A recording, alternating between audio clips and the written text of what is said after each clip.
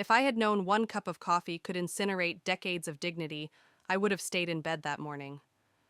The smell of burnt hazelnut roast still lingered in the air, too bitter for comfort. I was sitting at the kitchen table in my daughter Kelsey's perfectly lit home in Lancaster, Pennsylvania. Sunlight streamed through her herb garden window, bouncing off the backsplash tiles she proudly installed last fall. I remember because she'd made me take a photo, me holding the grout sponge, pretending I'd helped. But that morning, I wasn't in a photo. I was the target. Grandma, my 16-year-old grandson Zach mumbled from behind his gamer headset, barely glancing up from his phone. Can I borrow your credit card again? There's this new rig, just $5,000. Just $5,000. I blinked. No, I said gently but firmly. Not today.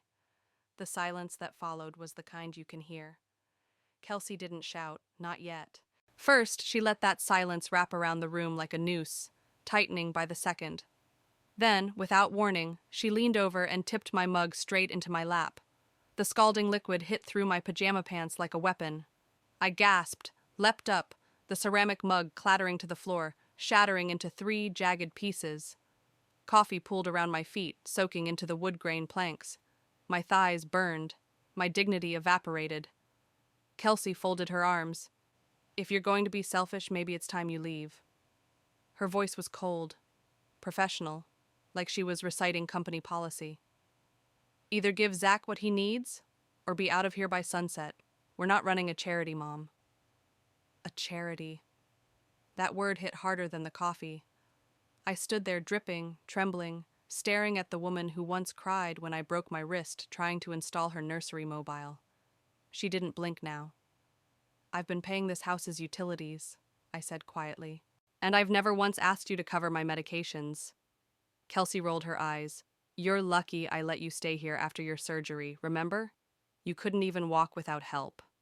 Zach let out an annoyed sigh and trudged upstairs. No apology, no glance back. I wanted to scream, but I didn't. Not because I wasn't angry, but because something more dangerous was crawling in. Realization. They never helped me. They managed me. Kelsey's care had strings, no, ropes, invisible at first, then tight, then cutting. She saw me not as her mother, but as a financial buffer with failing hips, a spreadsheet entry, a soft target. My hands shook as I grabbed a paper towel and dabbed at my legs. No one moved to help. You either hand over the card, she said again, voice sharp, or be out by end of day. I looked down at the spilled coffee. One shard of the mug had landed near my foot. A floral pattern cracked through the center, a piece of something once beautiful, just like me. I'll be gone before sunset, I said. Kelsey blinked. She had expected resistance. What she didn't know, and what I remembered just then, was that silence isn't surrender. It's the inhale before the roar. I walked down the hallway to the guest room, where I'd slept for the last 6 months after my hip replacement, where she had tucked me in, smiling like it was love, but already tightening the net. The pain in my legs was nothing compared to the betrayal crawling up my spine. I opened my purse. It was light.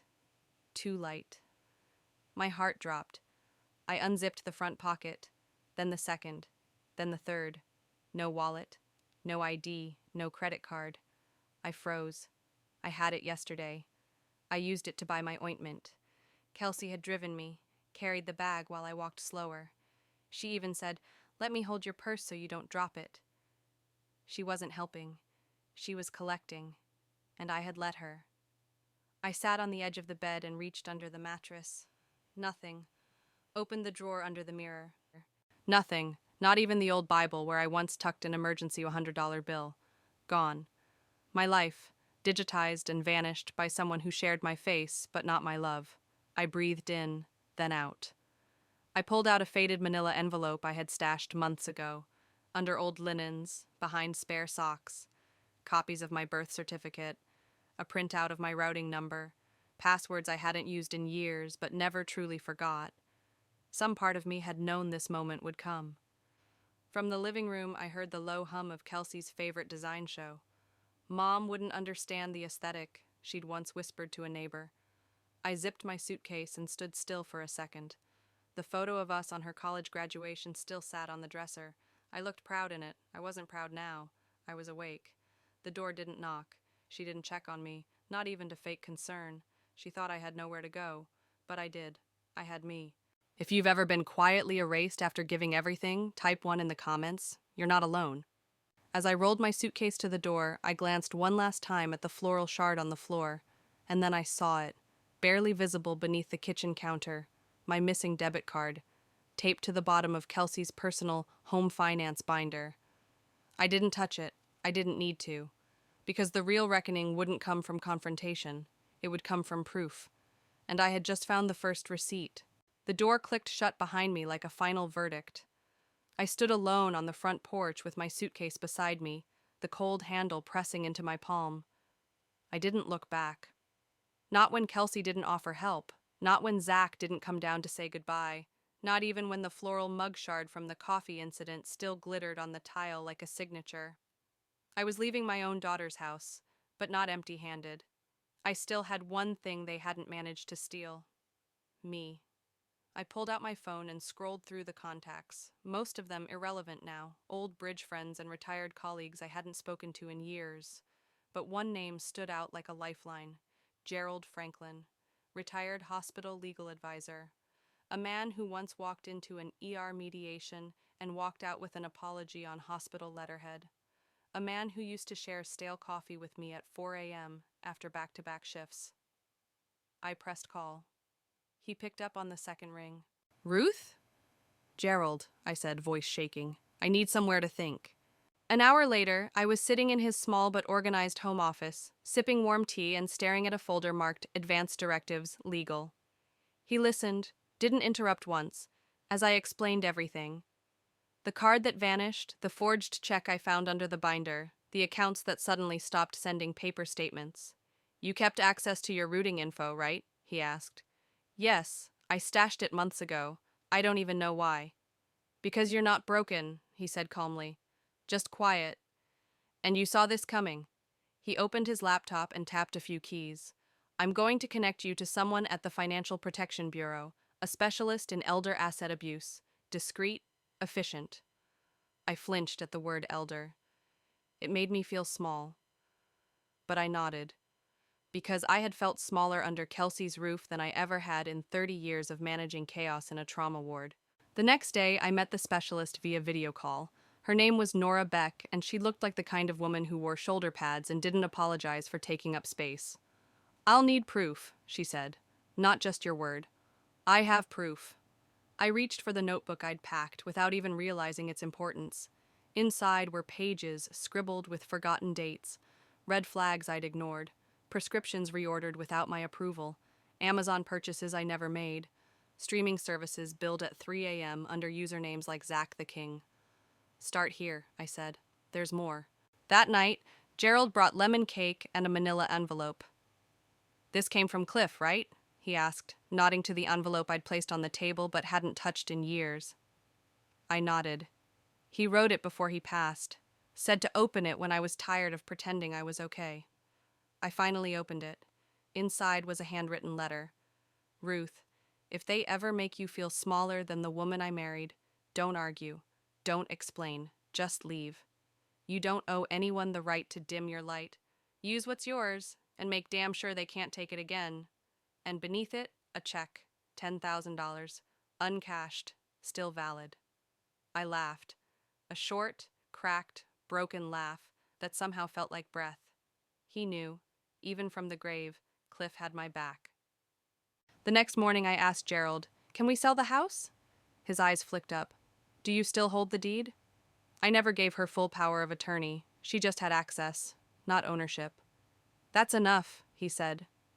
By noon, we'd contacted a real estate agent, Carla, professional, no gossip. She arranged a walkthrough. By 2 p.m., I got the first call. "Mom, what the hell is going on? There's a woman walking through my kitchen measuring the countertops." I let the silence stretch. Then, I ordered an evaluation. She went quiet. I could hear her breathing. Then came the venom. "You're not serious." "I'm very serious." "You don't even live here anymore? What is this, some guilt trip?" "No, I'm reclaiming what was always mine." You're being cruel. I didn't argue. I said the one sentence that finally silenced her. You only miss me now that I said no. That night, I slept on Gerald's couch, watching the koi pond shimmer under the moonlight through his back window. Not peacefully, but freely. If you've ever been quietly erased after giving everything, type 2. This story might be yours too. The next morning, Gerald passed me a fresh envelope. Nora called. Your accounts were accessed again. Last night. Logged in from Kelsey's IP address. One forged signature. I looked at him, cold now, not shocked. She's panicking, he nodded. And now it's evidence. The email subject line hit me like a slap. Joint account access rejected. User no longer authorized. I hadn't touched that bank in months. Not directly, but someone had. And now they were locked out. I leaned back in Gerald's kitchen chair, the wooden frame creaking under the weight of vindication. Across from me, Gerald's fingers tapped calmly on his laptop, scanning the flagged transaction logs Nora had sent over from the Financial Protection Bureau. She tried logging in again at 2:46 a.m., he said. That's desperation, not strategy. I didn't respond. I was still stuck on the red notification banner. Unauthorized attempt. Review flagged. My daughter had broken into my account so many times that the bank finally decided I was worth protecting. We spent that morning printing, print, sign, notarize, copy, over and over. Gerald guided me through every line. His desk was a battlefield of staplers, legal pads, forms with blue highlighted sections. At one point, he passed me a document labeled The Eleanor Brooks Irrevocable Living Trust. That name looked strange and bold, but it felt right. I signed. By noon, the real estate agent, Carla, sent over preliminary photos from the walkthrough.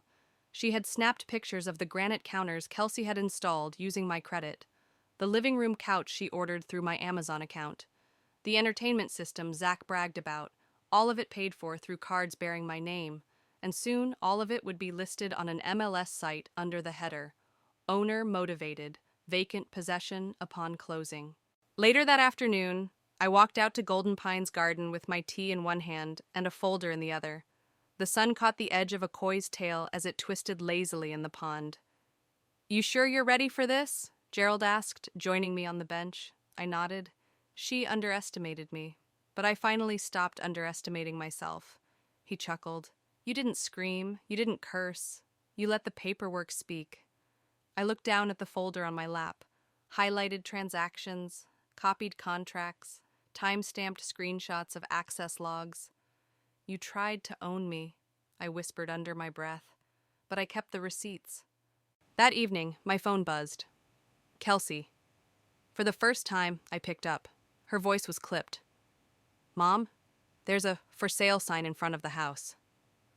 Yes, I replied. You're serious? I told you I was. A pause, then a change in tone, more whine than threat. We've been here for years. You can't just... This isn't fair. No, I said. What wasn't fair was taking my name and slicing it into credit limits. What wasn't fair was forging my signature and calling it caretaking. You let me help! I let you manage until I realized you weren't managing out of love. You were managing like a CEO, me as the product. Silence. Then she hissed, You'll regret this. I already did, I replied, calm.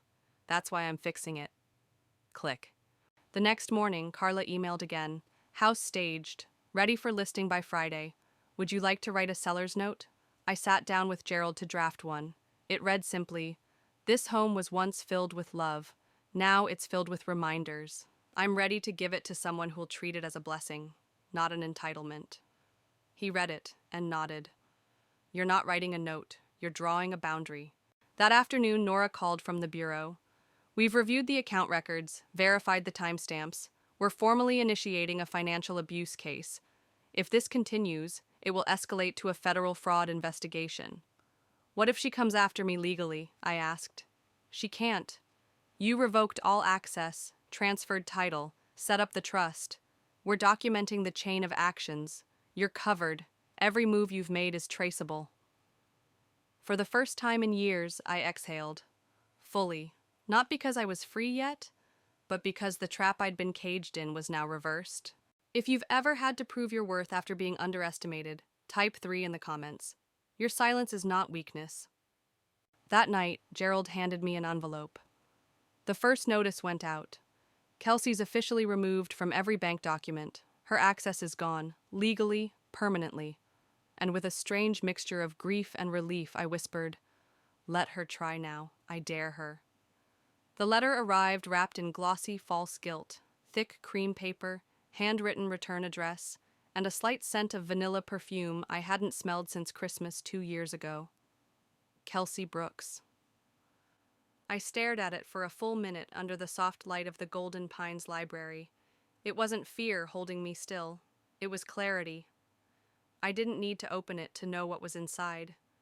Still, I walked it upstairs, set it gently on the small writing desk Cliff used to sit at, waited until the sun cut diagonally across the window, the way it did when we used to file taxes together, him sipping black coffee, me double-checking numbers. Then I opened it. No, dear Mom, just Mom, like she still had that right. The first paragraph was expected, regret wrapped in soft sentences, passive phrasing. Things got out of hand. I didn't mean for it to feel like control. We were just trying to help. Then came the real ask. We're having a tough time. Zach didn't qualify for the car loan. I thought maybe you could help us out just this once. You always have. And enclosed, like a punchline, was a check. Drawn from one of the joint accounts she once set up, just for convenience. $3,500. In the memo line, car repairs. The signature was mine, only it wasn't. The ink was newer than my last pen. The strokes too clean. It had been copied, stored, forged. I folded it, then again, then once more, until it disappeared into my palm. Then I fed it directly into the shredder at the front desk. No reply, no warning, just consequence. 2 days later, the real blow came. Not to me, but to her. Gerald's call came just after breakfast. She tried again, he said calmly. The trust flagged another forged check. Same account, same method, but this time we had a watch on it. There was a pause. The bank filed a report with the Elder Protection Unit. Investigators are reviewing the materials. I didn't feel fear. What I felt was breath, the kind you forget to take when someone has their hands on your life for too long. Later that afternoon, 2 plainclothes officers visited Golden Pines, not for arrest, but for a quiet interview. They asked questions gently, took copies of the documents I'd highlighted, bank withdrawals, password change notices, digital access timestamps. One of them said, "You're not the first, Mrs. Brooks, but you're one of the few who saw it early enough to act."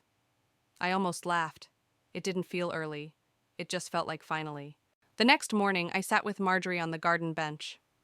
We shared a lemon muffin and talked about the new bridge tournament schedule. The koi pond glistened nearby, as if nothing chaotic was unfolding just outside the gates. Then I saw her, Kelsey, storming up the path in heels too high for gravel, blazer too bright for humility. Behind her, Zach trailed, hoodie up, eyes down, earbuds in. Golden Pines security noticed first. Doris, sharp as ever, stepped in with professional grace. Kelsey pointed toward the back garden. She was shouting. I couldn't hear the words, but I knew their shape. Demand, blame, desperation. I didn't get up, didn't run, didn't even blink. Marjorie whispered, "Should we call Gerald?" "No," I said. "Let her see me calm." Through the tinted glass, she spotted me. Our eyes met. Hers wild, mine still. She made to push forward. Doris blocked her path. Zach muttered something and turned away first. Good. Let the boy learn. Kelsey didn't move. For a long minute, she just stood there, hands clenched, jaw trembling, power evaporating. Then she mouthed something. "Mom." But I didn't answer. Didn't rise. I stayed in the chair Cliff once carried out to the porch every spring, because silence, when chosen, is power. That evening, Gerald brought lemon cake and a final packet of papers. "Title transfer confirmed," he said. "House listed, trust protected, bank accounts frozen pending fraud investigation." He handed me a final envelope, a legal notice. Kelsey Brooks is no longer authorized to access or manage any financial, legal, or medical records associated with Eleanor Brooks. No emotion, no explanation, just law. Want to frame it? He joked gently. I smiled. No, let her feel it in silence. If you've ever stopped explaining yourself just to reclaim your peace, type 4, because silence isn't surrender, it's strength. 2 days later, an officer called with an update. They've traced multiple transactions back to her, IP addresses, voice logs, email intercepts, and one recorded phone call pretending to be you. She's being charged with financial fraud. I stood by the koi pond as the news landed, not like a bomb, but like justice. She thought I'd stay silent, I whispered. Gerald, standing beside me, nodded slowly. You didn't just speak, he said. You made the system listen.